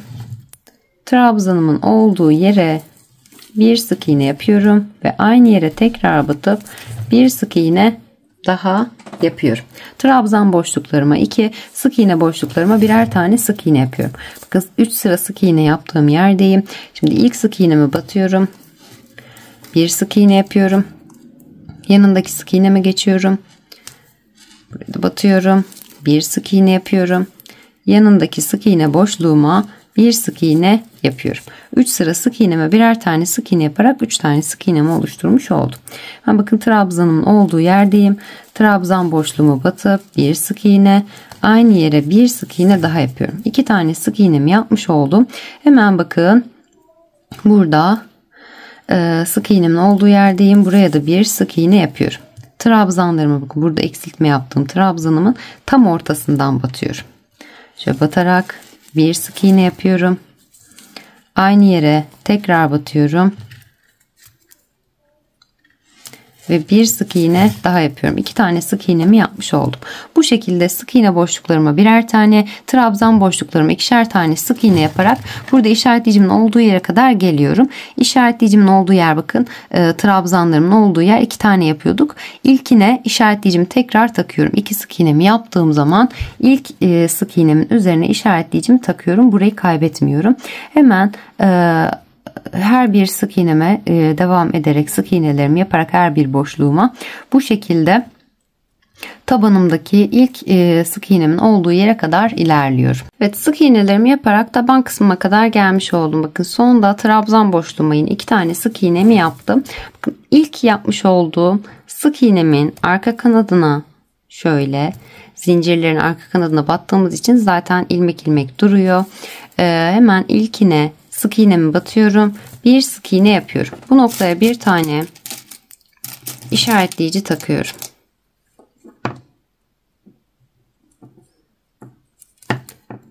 İlk yapmış olduğum sık iğneme sık iğnemin üzerine yaptığım ilk sık iğneme işaretleyicimi taktım. Bu sık iğnemi kenar kısma sayıyorum. Aynı yere tekrar batıp bir sık iğne daha yapıyorum ve bunu da taban için yapmış oluyorum. Hemen yanındakine geçtim. Bir sık iğne yapıyorum. Yanındakine bir sık iğne yapıyorum. Yanındakine bir sık iğne yapıyorum. Bu şekilde her bir boşluğuma, ilmeğime birer tane sık iğne yaparak son ilmeğime kadar geliyorum. Buraya çift batıyorum. Yine çift sık iğne yapıyorum. İkincisine işaretleyici takıp daha sonra her bir trabzan boşluğuma ikişer tane, sık iğne boşluğuma birer tane sık iğne yaparak burada başladığım noktaya kadar ilerliyorum. Evet, tabandan sonra bakın sık iğnelerimi yaparak köşeme geldim, çift battım ve ikinciyi işaretleyicimi takıp daha sonra trabzan boşluklarımı ikişer, sık iğne boşluklarımı birer tane sık iğne yaparak burada yine işaretleyicimin olduğu yere de trabzan boşluğuma yani 2 tane sık iğne yaptıktan sonra ikinciyi işaretleyicimi takmış oldum. Döndüm, her birine her bir boşluğuma, trabzan boşluğuma 2, sık iğne boşluğuma birer tane sık iğne yaparak başladığım noktaya kadar geldim. Şimdi bakın son trabzanımın olduğu yere de 2 tane sık iğnemi yaptıktan sonra şuradaki sık iğne boşluğuma tekrar batıp bir sık iğne daha yapıyorum. Çift sık iğneye ulaştırmış oluyorum. Aynı boşluğumu başta bir yapmıştım. Dönerek geldim ve sonda yine aynı yere batarak ikinci sık iğnemi yapmış oldum. Burası benim başlangıç noktamda. İşaretleyicimi çıkarıyorum ve bu noktaya bir tane sık iğne yapıyorum. Bu sıramda bu kısmı arttırma yapmadan her bir sık iğneme birer tane sık iğne yaparak işaretleyicimi tekrar taktım. Sık iğne yaparak devam ediyorum. Yanındakine geçiyorum. Bir sık iğne yapıyorum. Yanındakine bir sık iğne yapıyorum. Yanındakine geçiyorum. Bir sık iğne yapıyorum. Bu şekilde her bir boşluğuma, her bir sık iğneme birer tane sık iğne yaparak işaretleyicimin olduğu yere geliyorum. İşaretleyicimi tekrar takıyorum. Aynı noktaya bir tane batıyorum. Yine sık iğnelerimi yaparak devam ediyorum. Buradaki işaretleyicime de yine sık iğnemi yapıp aynı noktaya tekrar işaretleyicimi takıyorum. Dönüyorum, sık iğnelerimi yaparak burada tabandaki işaretleyicimin olduğu yere kadar ilerliyorum. Evet, sık iğnelerimi yaparak baştan itibaren taban kısmındaki işaretleyicime kadar gelmiş oldum. Şimdi burada tekrar çift batacağız. Hemen işaretleyicimi çıkarıyorum. Bakın çift batmıştım. İlkine işaretleyicimi takmıştım. İlkine bir tane sık iğne yapıyorum. Aynı yere tekrar batıp bir sık iğne daha yapıp çiftimi oluşturuyorum. Yapmış olduğum çiftin ilkine işaretleyicimi takıyorum. Hemen yanındakine geçiyorum. Bir sık iğne yapıyorum. Aynı yere tekrar batarak yine bir çift oluşturmuş oluyorum. 2 çift yapmış oldum. Hemen yanındakine geçiyorum. Bir sık iğne yapıyorum. Yanındakine geçiyorum. Bir sık iğne yapıyorum. Yanındakine bir sık iğne yapıyorum. Bu şekilde her bir sık iğneme birer tane sık iğne yaparak işaretleyicimden bir öncekine geliyorum. Çift batıyorum. İşaretleyicimin olduğu yere de çift batıp batmış olduğum çiftin sonuncusuna, yani 4 tane sık iğne yapıyorum ya burada, dördüncüsüne işaretleyicimi takıyorum. Daha sonra her bir sık iğneme birer tane sık iğne yaparak yine başlangıç noktama kadar geliyorum. Evet, sık iğnelerimi yaparak başlangıç noktama kadar gelmiş oldum. 2 sıra kenar sık iğne tığlamalarımı yapmış oldum. Şimdi hemen bakın işaretleyicimi çıkarıyorum. Bu noktaya bir sık iğne yapıyorum. İşaretleyicimi tekrar takıyorum. Başlangıç noktamı kaybetmemek için. Aynı yere tekrar batıp bir sık iğne daha yapıyorum ve çiftimi oluşturmuş oluyorum başlangıç noktamın olduğu yere. Hemen yanındakine geçiyorum. Bir sık iğne yapıyorum. Yanındakine bir sık iğne yapıyorum. Yanındakine geçiyorum. Bir sık iğne yapıyorum. Bu şekilde her bir sık iğneme birer tane sık iğne yaparak işaretleyicimin olduğu yere geliyorum. Buraya da yine çift batıyorum. Battığım çiftin ilkine yine işaretleyicimi takıyorum. Daha sonra dönüyorum. Her bir sık iğneme birer tane sık iğne yaparak şöyle de çekeceğim. Sık iğne yaparak burada işaretleyicimin olduğu yere kadar, tabanımdaki işaretleyicimin olduğu yere kadar ilerliyorum. Evet, sık iğnelerimi yaparak işaretleyicimin tabanındaki işaretleyicimin olduğu yere kadar geldim. Şimdi burada işaretleyicimi çıkarıyorum. İşaretleyicimin olduğu yere bir tane sık iğne yapıyorum. Aynı yere işaretleyicimi tekrar takıyorum. Bir sık iğne yaptım. Hemen yanındakine geçiyorum. Çiftimin ikincisine batıyorum. Bir sık iğne yapıyorum. Aynı yere tekrar batıp bir sık iğne daha yapıyorum ve çiftimi oluşturmuş oluyorum. Hemen yana bakın, bir tek bir çift yapmış oldum. Yanındakine geçiyorum. Bir tek sık iğne yapıyorum. Yanındakine geçiyorum. Bir sık iğne yapıyorum. Aynı yere tekrar batıp bir sık iğne daha yapıyorum ve çiftimi oluşturmuş oluyorum. Bir tek bir çift, bir tek bir çift yapmış oldum ve çiftimin son yapmış olduğum sık iğneme bir işaretleyici daha takıyorum. Daha sonra yanındakine geçiyorum, bir sık iğne, yanındakine geçiyorum, bir sık iğne yapıyorum, yanındakine bir sık iğne yapıyorum. Bu şekilde her bir sık iğneme birer tane sık iğne yaparak, bakın burada çift yapmıştık, 2 çift yapmıştık. İlkine, çift yaptığımızın ilk sık iğnesine kadar ilerliyorum. Evet, sık iğnelerimi yaparak bakın köşemde 2 tane yan yana çift yapmıştım bir sıra önce, bir önceki sıramda bu çiftimin ilk sık iğnesine kadar geldim. Şimdi burada nasıl yaptık? Bir tek bir çift şeklinde başladık ve çiftle bitirdik. Bu kısımda da taban kısmına denk gelen yer aynı olduğu için çiftle başlayacağız. Yani buradaki işlemin tam tersini tersten olarak yaparak devam edeceğiz. İlk bakın, çiftimin ilk sık iğnesindeyim. Buraya bir sık iğne yapıyorum. Bu noktaya tekrar işaretleyicimi takıyorum. Yeni bir işaretleyici. Hemen aynı yere tekrar batıp bir sık iğne daha yapıyorum. Çiftimi oluşturmuş oluyorum. Yanındakine geçiyorum. Bir sık iğne yapıyorum. Bir çift, bir tek yapmış olduğum yanındakine geçiyorum. Bir çift yapıyorum. Bakın, bir çift, bir tek, bir çift oldu. Şimdi son işaretleyicimin olduğu yerdeyim. Buraya da bir tek sık iğne yapıyorum. Buraya işaretleyicimi tekrar takıyorum. Bakın burada yan kısımda bir tek bir çift, bir tek bir çift yapmıştık. Burada da şuradan saydığım zaman bir tek bir çift, bir tek bir çift oluyor. Yukarıdan aşağı doğru ilerlerken. Hemen yanındakine geçiyorum. Bir sık iğne yapıyorum. Yanındakine bir sık iğne yapıyorum. Yanındakine geçiyorum. Bir sık iğne yapıyorum. Bu şekilde her bir sık iğneme birer tane sık iğne yaparak burada köşeme kadar geliyorum. Başlangıç noktama kadar. Burada arttırma yapmayacağız bu sıramızda. Başlangıç noktamızın olduğu yere sık iğnemizi yapıyoruz. İşaretleyicimizi tekrar takıyoruz. Dönüyoruz. Her birine birer tane sık iğne yaparak geliyoruz. Yine işaretleyicimizin olduğu yere bir sık iğne yapıp işaretleyicimizi tekrar takıyoruz. Dönüyoruz. Her birine birer tane sık iğne yaparak burada işaretleyicimizin olduğu yere kadar ilerliyoruz. Tabandaki çiftimden sonra her bir sık iğneme birer tane sık iğne yaparak döndüm, başlangıç noktama geldim. Daha sonra her birine yine sık iğnelerimi yaptım ve burada tam arttırmayı bitirdiğimiz yere bir işaretleyici takmıştık. Onun olduğu yere kadar geldim. Şimdi bakın, burası çok geride, şöyle çok üçgen kaldı. Onu biraz daha yukarı doğru almak adına burada yarım trabzan yaparak devam edeceğiz. Buradaki işaretleyicimizi çıkarıyoruz. İşaretleyicimizin olduğu yere ipimizi üzerine dolayıp hemen bu noktaya bir tane yarım trabzan yapıyorum. Buraya tekrar işaretleyicimi takıyorum. İpimi üzerine doluyorum. Yanındakine geçiyorum. Bir yarım trabzan yapıyorum. Yanındakine bir yarım trabzan, 3 oldu. Yanındakine bir yarım trabzan, 4. Yanındakine 5, 6, 7,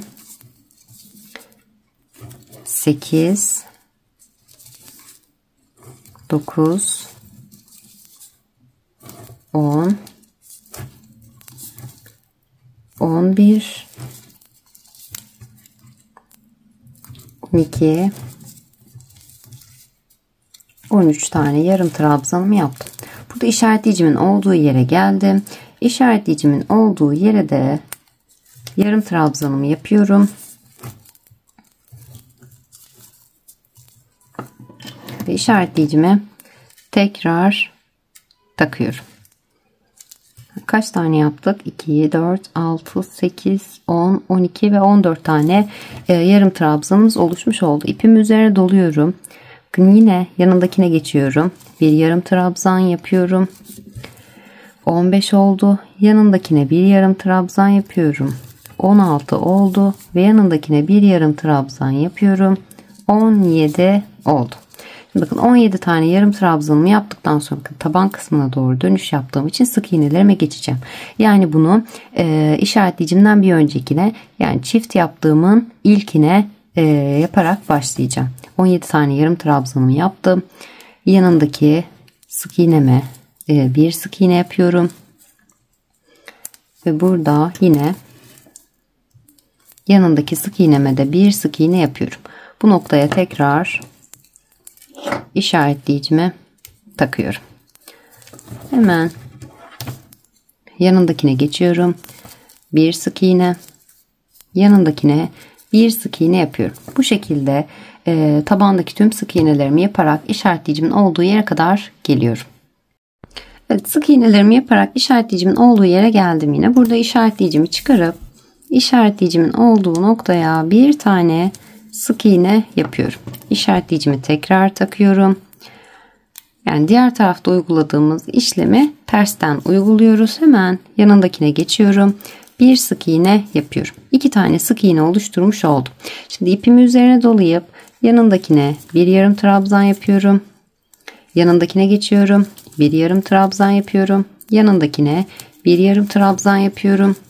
Ve işaretleyicimin olduğu yere de bir yarım trabzan yapıyorum.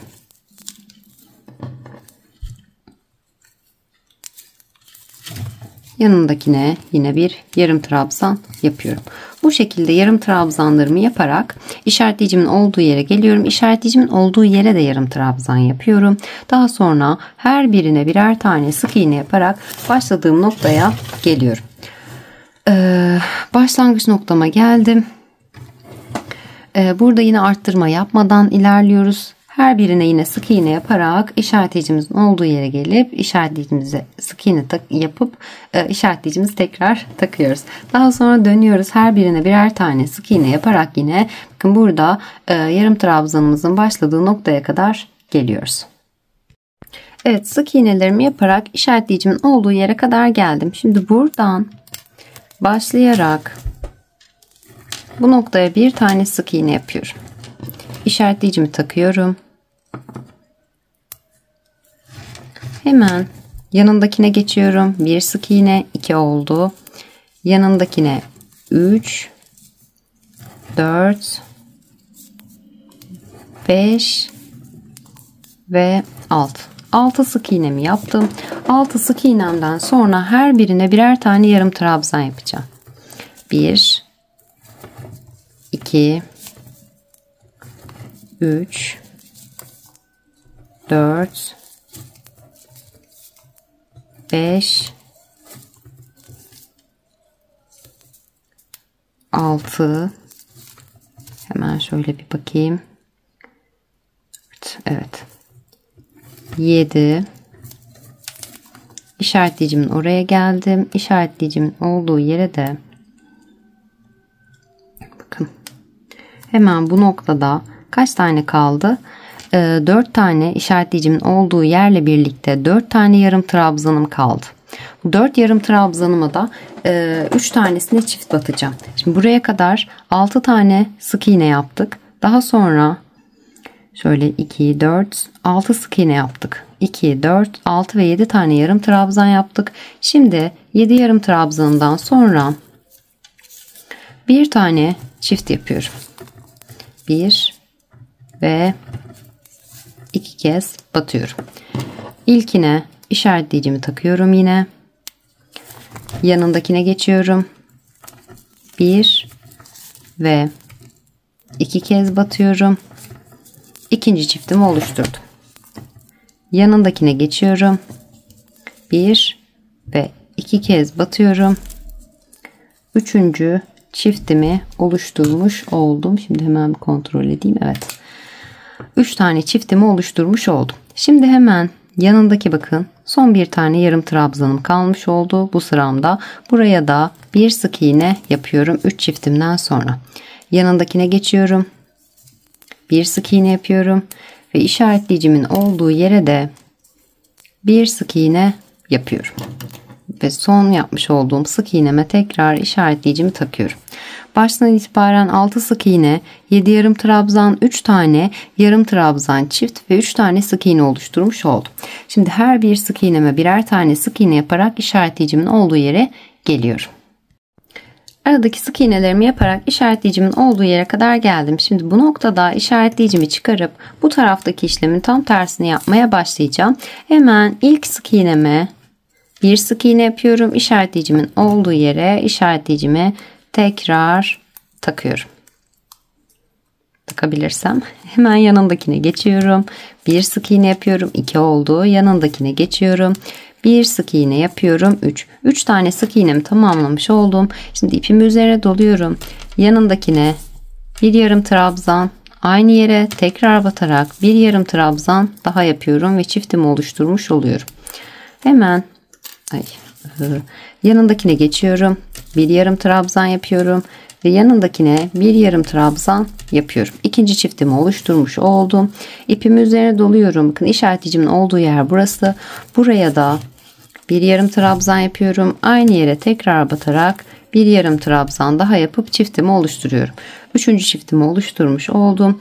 İlkine bu şekilde işaretleyicimi takıyorum. Hemen ipimi üzerine dolayıp yanındakine geçiyorum. Bir yarım trabzan yapıyorum. Yanındakine bir yarım trabzan yapıyorum. Bu şekilde bakın çiftimden sonra 7 tane yarım trabzan yaparak kalan tüm ilmeklerime de sık iğnelerimi tamamlayarak başlangıç noktama kadar geliyorum. Evet, sık iğnelerimi yaparak burada başladığım noktaya kadar geldim. Artık bu noktada ipimi kesiyorum. Şöyle biraz uzun tutup hemen buradaki işaretleyicimi çıkarıyorum artık. Ve bakın sık iğnemin ortasında bitirdim.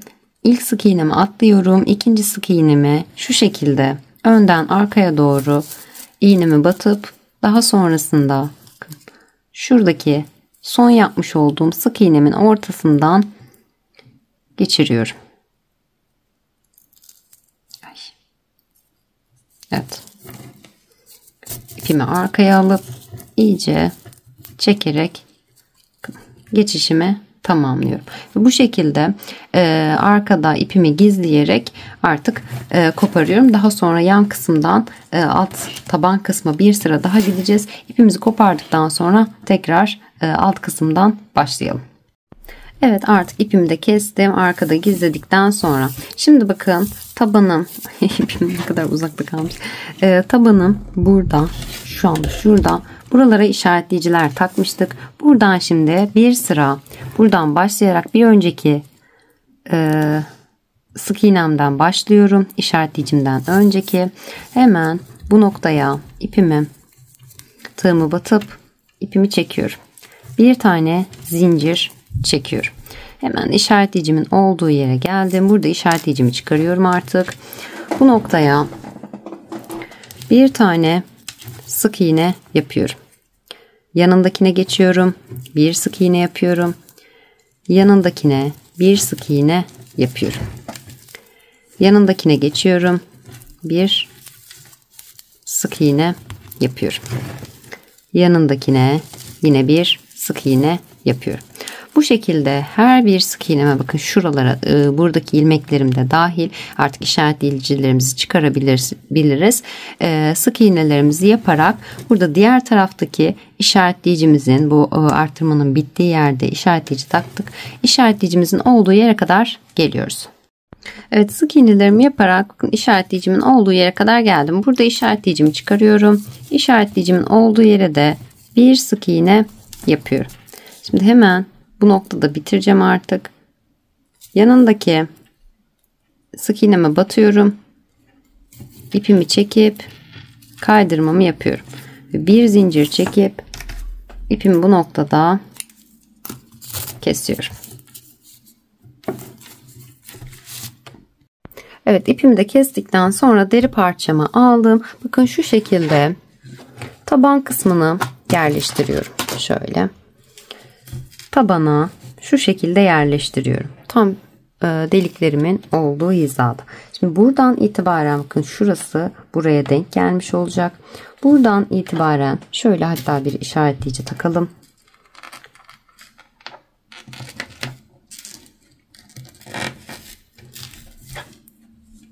Şöyle ayarladıktan sonra evet, iki taraf tam olarak eşit oluyor. Tam ayarla ortaladıktan sonra şu şekilde bakın. Biraz zorladı böyle. Masanın üzerinde bir sürü tığlar vesaireler derken evet, şu şekilde ayarladıktan sonra bakın şöyle tutuyoruz. Şu şekilde yedirerek tam şu şekilde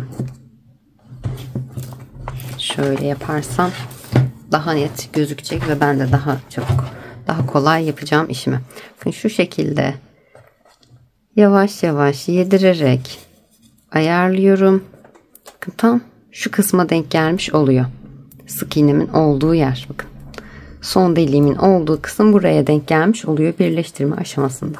Şöyle bakın kıvrılarak çok çektirmeden yavaş yavaş yapıyorsunuz. Tam şuradaki sık iğneme denk gelmiş oluyor. Şimdi buraya bir tane işaretleyici takıyorum.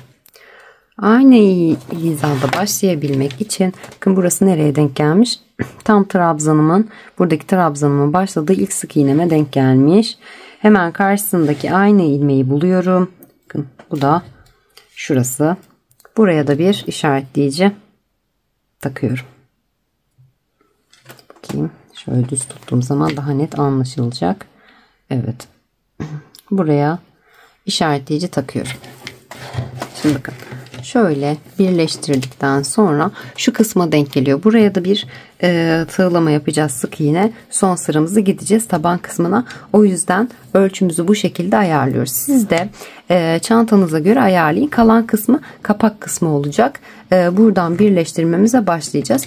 Hemen bakın ayarladıktan sonra birleştirme kısmımıza başlayalım. Birleştirme dedim yanlışlıkla.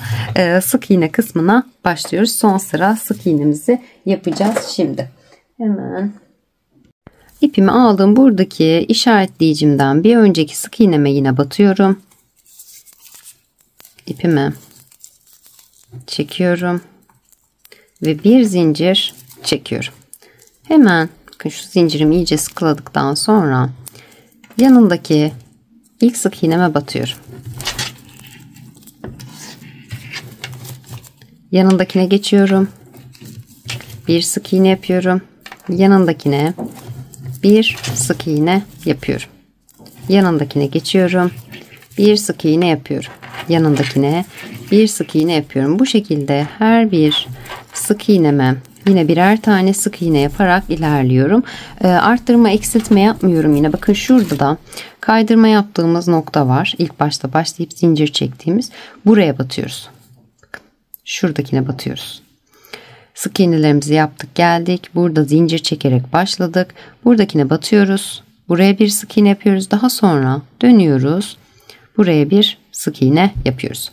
Daha sonra her birine birer tane sık iğne yaparak yine köşemize kadar geliyoruz. Bakın burada bitirdiğim nokta kaydırma yaptığım yer var. Kaydırma yaptığım yere değil, sonda. Ben onun altında kaydırmayı bağladığım ilmeğime. Bakın şuraya batıyoruz. Buraya da bir sık iğne yapıyoruz.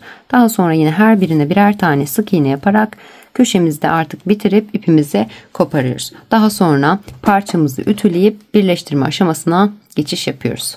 Parçalarımı tamamladıktan sonra birleştirme aşamasına geçiş yapıyoruz. Artık ben bir tarafı şu şekilde birleştirdim. Önce deri parçamızla tığlamalar yapıyoruz. Daha sonra arkasından şu şekilde ilmek çıkarıp bir sıra sık iğne örüp daha sonrasında da birleştirme aşamasına geçiş yapıyoruz. Bir tarafını yaptım. Diğer tarafı da hep beraber hazırlayalım. Tığlama kısmımızdan başlayalım.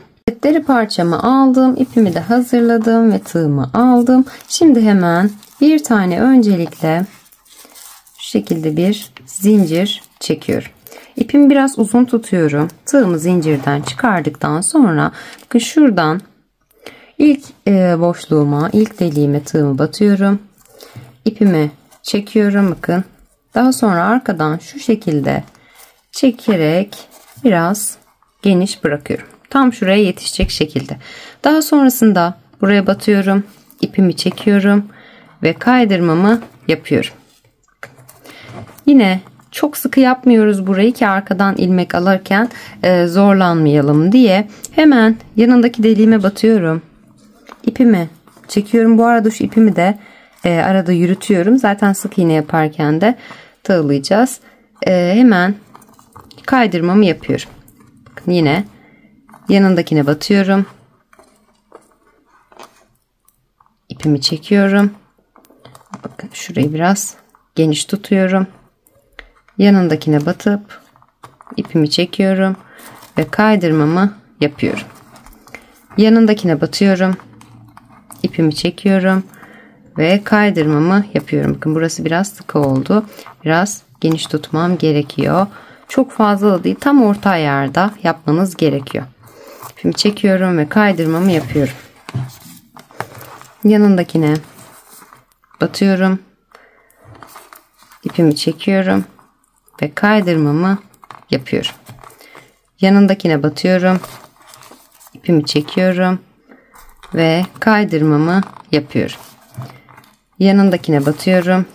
İpimi çekiyorum ve kaydırmamı yapıyorum.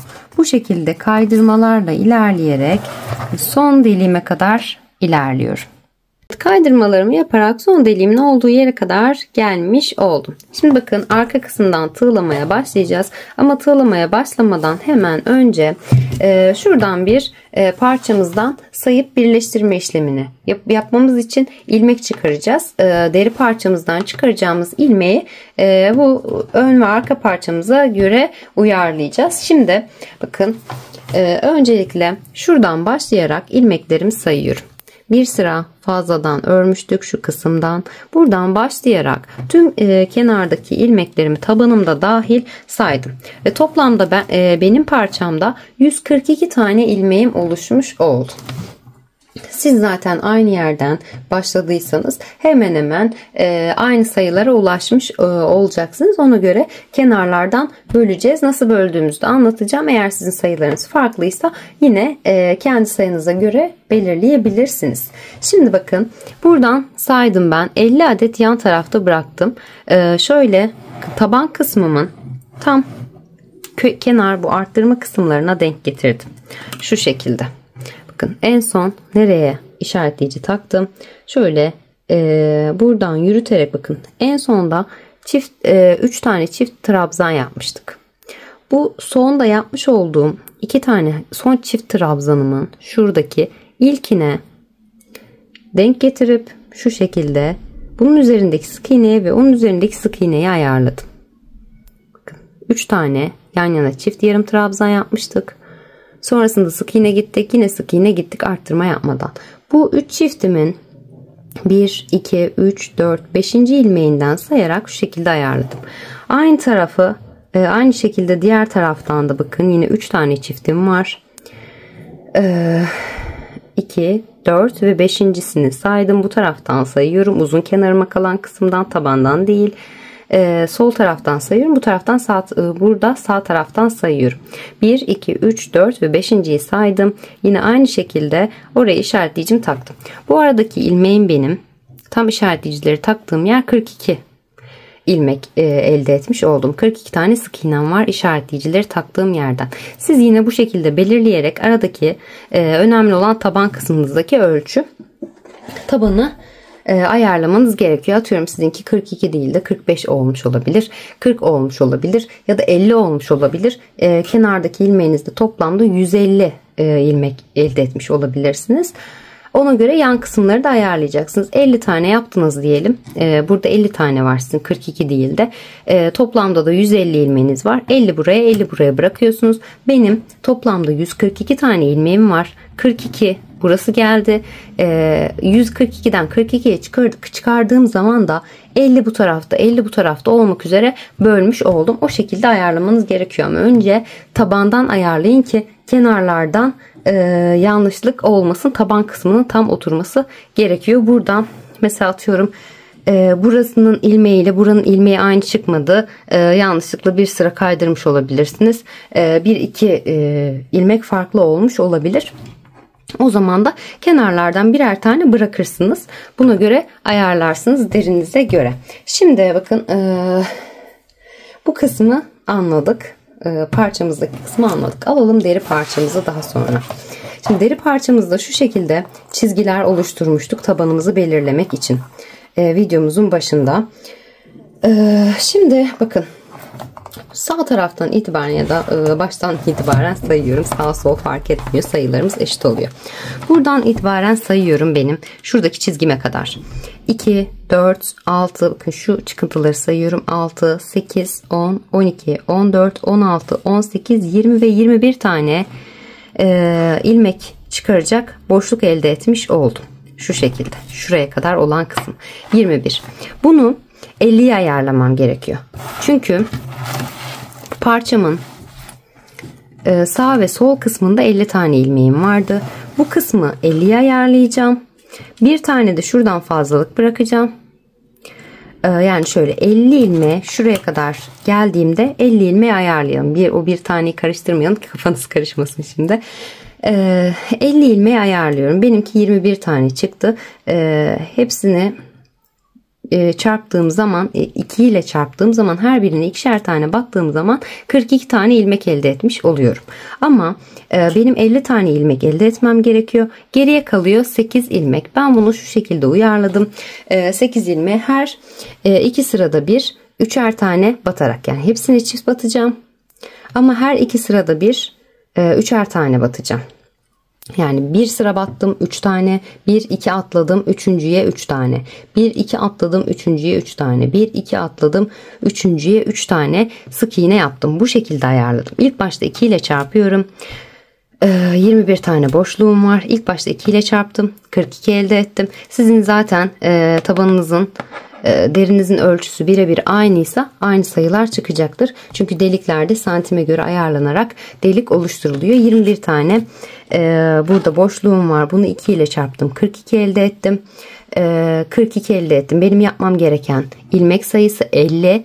50'den 42'yi çıkardığım zaman da 8 ilmek boşta kalmış oluyor. Bu 8 ilmeği de buradan arttırarak ayarlıyorum. Yani ilkine 3 batıyorum.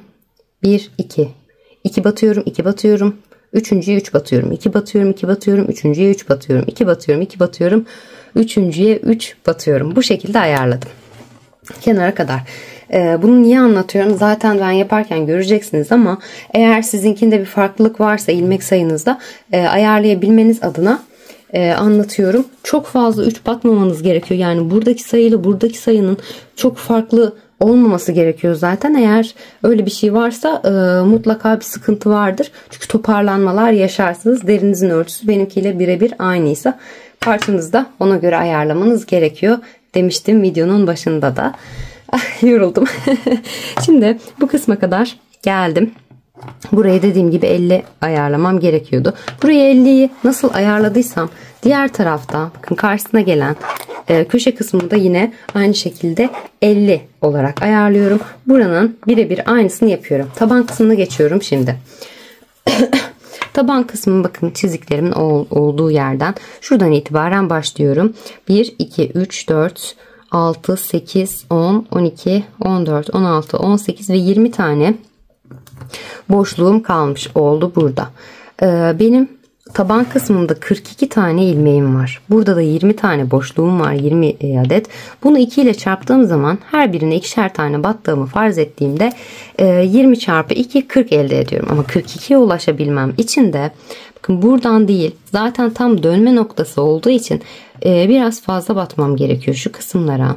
bir önceki bakın yan kısma geldiği yerden bir tane arttırıyorum. Bir buradan, bir buradan. Yani buraya 2 batacakken 3 batıyorum. Buraya da 2 batacakken 3 batıyorum. Tabanımın içinden değil, dışından yapıyorum arttırmalarımı. Buradaki birleri buraya atıyorum ki burası dümdüz bir görüntü versin bana diye. Şu şekilde. Ütülemediğim için biraz birleştirdikten sonra iç kısımda kalıyor ama ütüledikten sonra kalıbını alacak. Gerçekten bu kısım çok yordu anlatırken. Evet, dediğim gibi ben ayarlamalarımı bu şekilde yaptım. Parçanızın, deri parçanızın ayarlamasını, sayı ayarlamasını birebir bakın ortadan zaten bölüyoruz. Ona göre kenardaki deliklerinizden çıkardığınız ilmeğe göre elinizdeki parçanın ilmek sayısına göre ayarlamanız gerekiyor ki potluk oluşmasın diye. Bu kısım önemli birleştirme aşamasında. Şimdi bunları ayarladığımıza göre birleştirme aşamasına geçelim. Son olarak ben sayılarımı tekrar vermek istiyorum. 21 burada, 20 burada ilmek çıkarmış oldum ve 21 de buradan ilmek çıkarmış oldum. Burayı 50 yapacağım, burayı 50 yapacağım ve burayı da 42 yapacağım. Kaydırmalarımı da yaparak son kısma kadar gelmiş oldum. Sonuncuya da bakın kaydırmamı yapmış oldum. Şimdi bu noktada tığımı tekrar batıyorum. Son deliğimin içerisine ipimi çekip sabitlemek adına yapamadım.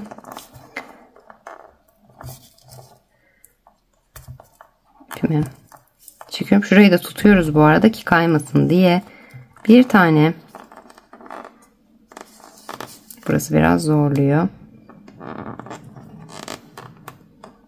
zincir çekiyorum.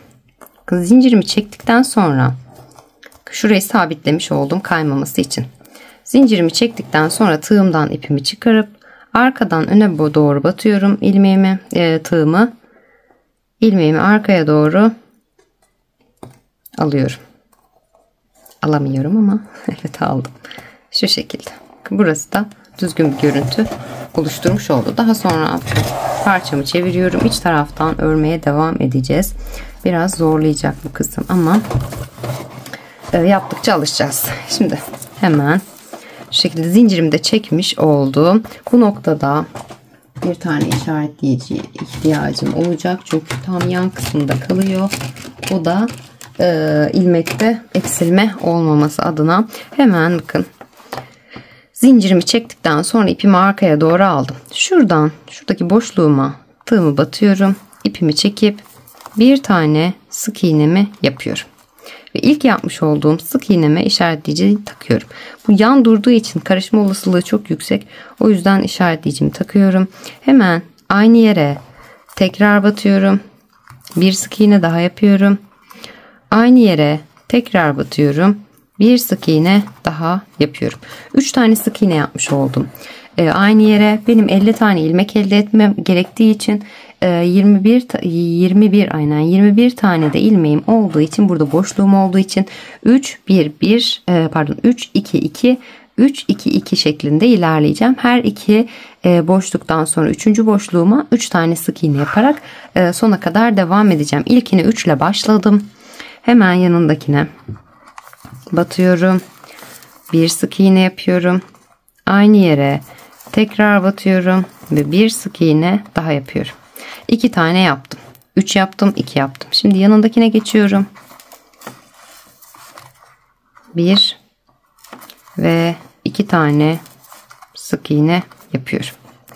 3 2 2 yaptım. Şimdi buraya 3 tane yapacağım. Burayı biraz sıkı yapmışım. Şimdi çekip 1 2 ve 3 3 2 2 3 yaptım. Hemen yanındakine geçiyorum. 2 yapıyorum. 1 ve 2. Yanındakine geçiyorum. Yine 2 yapıyorum.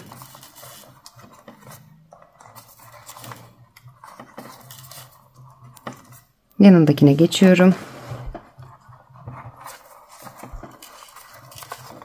3 yapıyorum.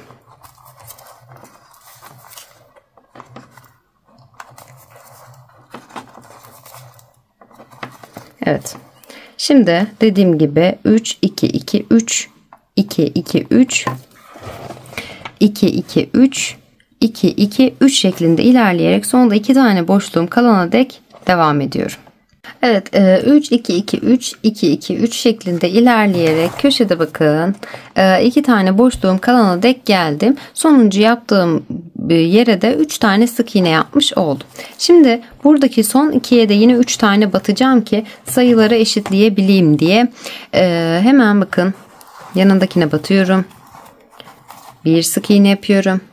Aynı yere, ikinciye ve aynı yere üçüncü sık iğnemi yaptım. Şimdi geldim buraya. Normalde 2 tane battığım zaman 50'ye tamamlamış oluyorum. 3 batacağım ki burayı da 42'ye ayarlayabileyim. 40 tane ilmek yapacağım. Bir tanesini de buradan alacağım. Tam kıvrım kısmı buraya denk geldiği için burada arttırmak istedim. Hemen bakın, bu noktaya yine batıyorum. Ve yanlış yere basmışım. 1 2 sık iğnemi yaptım. 50'ye tamamlamış oldum baştan itibaren. Şimdi bir sık iğne daha yapıyorum ve bu sık iğnemi taban kısmına sayıyorum. Dönüyorum. Burası biraz zorlayacak video çekerken beni gösterebilmek için. Şimdi hemen yanındakine geçiyorum. Taban kısmındayım artık. 20 tane boşluğum vardı. Bu şekilde her birine ikişer tane batarak 40'a tamamlayacağım. Hemen yanındakine geçtim. Bir sık iğne yaptım. Aynı yere bir sık iğne daha yaptım. Çift batmış oldum. 2 tane battım. Yanındakine geçiyorum. 2 tane batıyorum. 2 sık iğne yapıyorum. Yanındakine 2 sık iğne yapıyorum. Bu şekilde her bir boşluğuma, taban kısmımın sonuna kadar ikişer tane sık iğne yaparak ilerliyorum.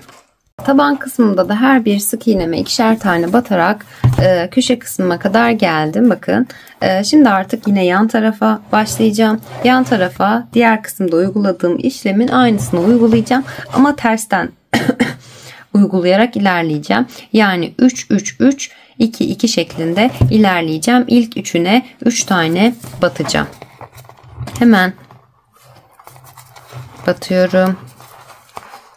Bir sık iğne yapıyorum. Aynı yere ikinci sık iğnemi yapıyorum. Aynı yere üçüncü sık iğnemi yapıyorum. Kamerayla çekerken çok zor oluyor ve ilmeğimi gevşetiyorum. O yüzden şöyle sayılarını vereyim ben sizlere. Zaten bu tarafta yaptığımız işlemin aynısını burada da uygulayacağız. Yani o şekilde devam edebilirsiniz. 3 sık iğne yaptım ilkine, ikincisine 3 yapıyorum, üçüncüsüne 3 yapıyorum. Daha sonra 2 2 3 2 2 3 2 2 3 şeklinde ilerliyorum. 2 2 3 2 2 3 2 2 ve 3 ile de bitiriyorum. Sıramın sonuna geliyorum. Kenar boşluğuma kadar sık iğnelerimi tamamladım. Artık tığlama işlemimi tamamlamış oldum. İlmek çıkarma işlemini. Şimdi hemen bu noktada bir tane zincir çekip örgümü çeviriyorum. Her bir sık iğneme birer tane sık iğne yapacağım. Zincirimi çektim. Dibindeki ilk sık iğneme batıyorum. Bir sık iğne yapıyorum. Yanındakine geçiyorum. Bir sık iğne yapıyorum. Yanındakine bir sık iğne yapıyorum. Yanındakine bir sık iğne yapıyorum. Bu şekilde dediğim gibi iki sıra şeklinde tamamlıyorum. Bakın tam uç kısmına denk gelmiş oluyor. Diğer türlü bir sıra yaptığınızda aşağı kısımda kalacak ve çantada toparlanma olacak. O yüzden bir sıra daha sık iğne gidiyoruz. Bu şekilde her birine birer tane sık iğne yaparak başladığımız noktaya kadar geliyoruz. Daha sonra da birleştirme işlemine başlıyoruz.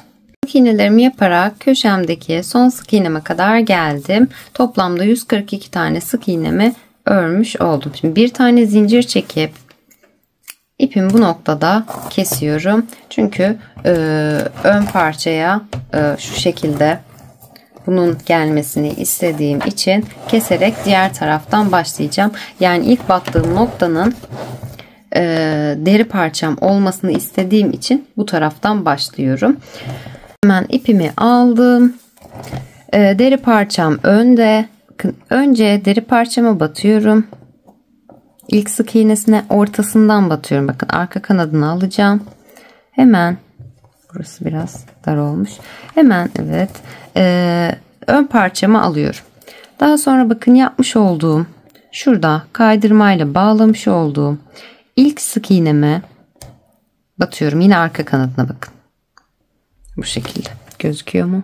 Evet. Ortasından batarak şu şekilde karşılıklı olarak birleştirmemi yapacağım. İpimi geçiriyorum içerisinden. Ben bir tane zincir çekiyorum. Aynı yere tekrar batarak bir sık iğne yapıyorum. Hemen yanındakine geçiyorum. Sık iğne diyorum, kaydırma yapıyorum. Hemen zincirimi çektim. Yanındakine batıyorum. Ve karşısındakine batıyorum. İpimi çekiyorum ve kaydırmamı yapıyorum. Yanındakine batıyorum ve karşısındakine batıyorum. İpimi çekiyorum ve kaydırmamı yapıyorum. Yanındakine batıyorum ve karşısındakine batıyorum. İpimi çekip kaydırmamı yapıyorum. Yanındakine batıyorum. Karşısındakine batıyorum. İpimi çekip kaydırmamı yapıyorum. Yanındakine batıyorum. Karşısındakine batıyorum. Arka kanatlarına batarak ilerliyorum. İpimi çekip kaydırmamı yapıyorum. Bakın. Görüntüm bu şekilde oluşmaya başladı. Gayet hoş bir görüntü elde etmiş oldum. Şurada daha net, belirgin şekilde gözüküyor. Hemen bakın yine yanındakine batıyorum. Karşısındakine batıyorum. İpimi çekip kaydırmamı yapıyorum. Yanındakine batıyorum. Karşısındakine batıyorum. İpimi çekip kaydırmamı yapıyorum. Yanındakine batıyorum.